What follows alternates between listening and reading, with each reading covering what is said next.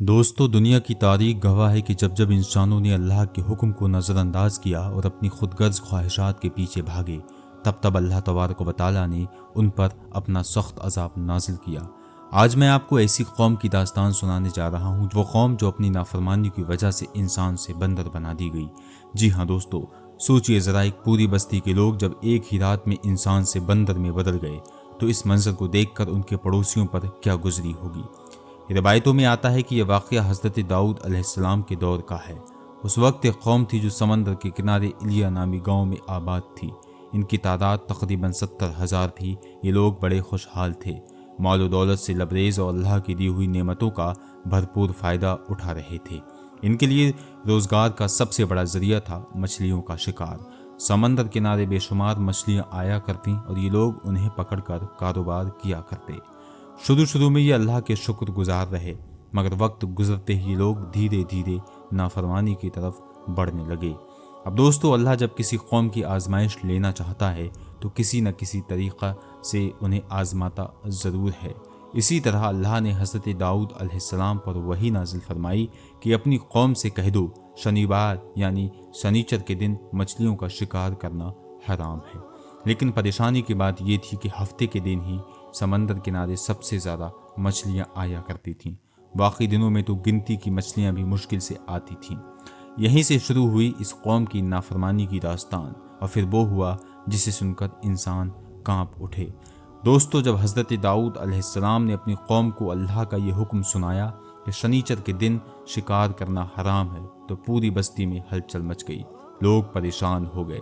सोचिए ज़रा, जिनकी ज़िंदगी का हर दिन मछलियों से जुड़ा हो, और फिर जब सबसे ज़्यादा मछलियाँ मिलती हों वही दिन उन पर हराम कर दिया जाए, ये उनके लिए एक बड़ी आजमाइश थी। लेकिन दोस्तों, असली इम्तहान तो अभी शुरू हुआ था। शैतान, जो हमेशा इंसान को बहकाने की ताक में लगा रहता है, उनके दिलों में आया और कहने लगा, देखो, अल्लाह ने हफ्ते के दिन शिकार करने से तो मना किया है, लेकिन अगर मछलियाँ खुद ही तुम्हारे हौज़े और गड्ढों में आ जाएं तो तुम उन्हें इतवार को पकड़ो, तो इसमें कौन सी मनाही है। बस फिर क्या था, कौम के कुछ लोगों ने शैतान की इस चाल को अपनाया। उन्होंने समंदर से बड़ी बड़ी नालियाँ खोद डाली और खुश्की ज़मीन में गहरे गड्ढे बना लिए। शनीचर के दिन जब मछलियाँ आती तो वो नालियों से होकर इन गड्ढों में फंस जाती, और फिर ये लोग इतवार को जाकर उन्हें पकड़ लेते और अपने दिल को तसल्ली देते कि हमने तो शनीचर को शिकार नहीं किया। लेकिन दोस्तों, अल्लाह के हुक्म को धोखे से टालना भी अल्लाह की नाफरमानी ही है। ये लोग भूल गए कि अल्लाह उनके दिलों का हाल जानता है। धीरे धीरे पूरी बस्ती 3 हिस्सों में बट गई। पहला ग्रुप, वो जो लोग अल्लाह के हुक्म पर कायम रहे, न सिर्फ खुद शिकार से बचे बल्कि दूसरों को भी रोका और समझाया। दूसरा ग्रुप, वो लोग जो जानते थे कि ये गुनाह है मगर खामोश रहे, न रोका टोका, बस चुपचाप तमाशाबीन बने रहे। तीसरा ग्रुप, वो लोग जो शैतान की चाल में आकर शनीचर को भी शिकार करने लगे और इस गुनाह में पूरी तरह डूब गए।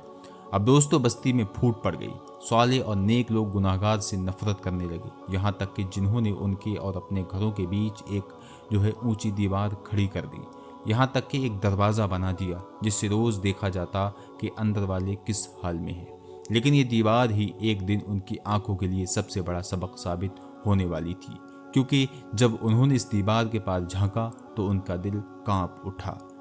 वक्त गुजरता रहा, शनीचर को शिकार करने वाले अपनी हरकतों में डूबते गए और नेक लोग उनसे तरह तरह कटते चले गए। उनके बीच बनी दीवार दोनों को जुदा कर चुकी थी। लेकिन एक रोज़ ऐसा हुआ कि उन गुनहगारों में से कोई भी दीवार के दरवाजे से बाहर ना आया। सुबह से शाम हो गई मगर अंदर से कोई हलचल सुनाई नहीं दी।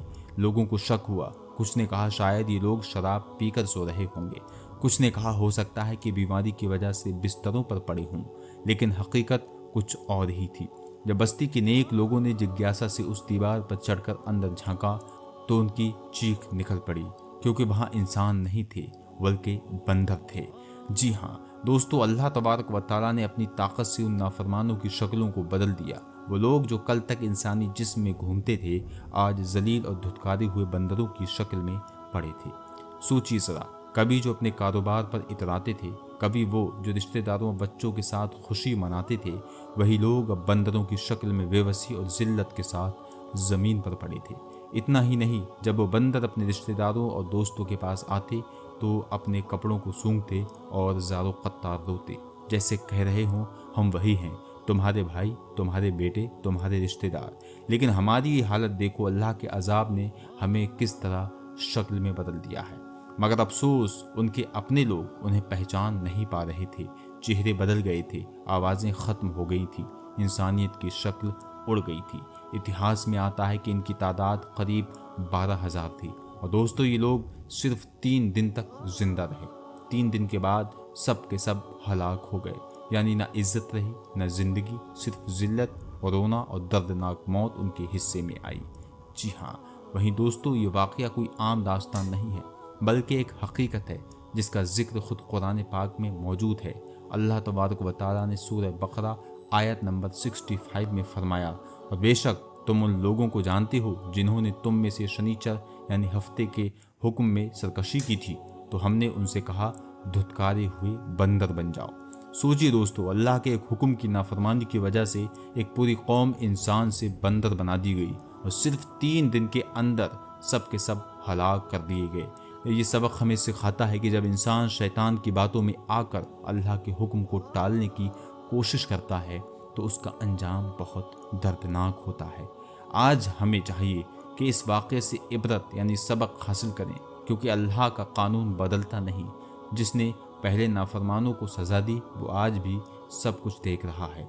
दोस्तों, ये वाक़या हमें ये पैगाम देता है कि अल्लाह की नेमतों का शुक्र अदा करो, उसकी नाफरमानी से बचो, उस शैतान के बहकावे में आकर कभी गुनाह की तरफ कदम ना बढ़ाओ। अल्लाह हम सबको कुरान और हदीस से सबक लेने की तौफीक अता फरमाए और हमें हर उस काम से बचाए जो उसकी नाफरमानी की तरफ ले जाए। आमीन सुम्मा आमीन।